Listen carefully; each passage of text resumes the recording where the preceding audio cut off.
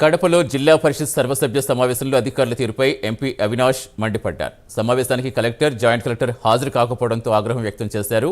Meeting ప్రారంభమైన ఇద్దరు అధికారులు రాకపోవడం ఏంటని జెడ్పీసీఈఓను ప్రశ్నించారు. దీంతో కలెక్టర్ వచ్చే వరకు సమావేశం వాయిదా వేశారు.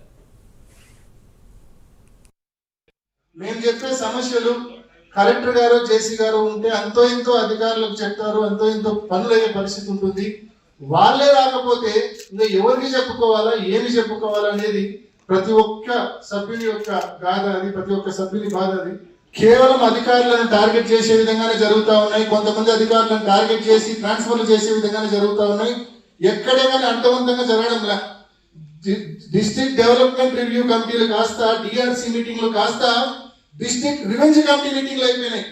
తెలుగుదేశం సంబంధించిన నాయకులందరూ ఆ మీటింగ్ లో కూర్చొని ఆ అధికారిని ట్రాన్స్ఫర్ చేయి, ఆ కార్పొరేటర్ ఇల్లు కొట్టు, అది కొట్టు, ఇది కొట్టు అని చెప్పి అర్థం లేని విధంగా డిఆర్సీ మీటింగ్లు జరుగుతూ ఉన్నాయి.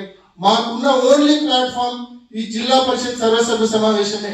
ఇక్కడన్నా అర్థవంతమైన చర్చ, ప్రజలకు సంబంధించిన సమస్యలపై చర్చ, అర్థవంతమైన చర్చ చేద్దామంటే కలెక్టర్ గారు రారు, జేసీ గారు రారు. కాబట్టి మా రిక్వెస్ట్, ఇద్దరులో ఎవరో ఒకరు వస్తేనే ఈ సభను బిగించేద్దాం మేడం, అంతవరకు వెయిట్ అవుట్ సైడ్. మేము చెప్పే సమస్య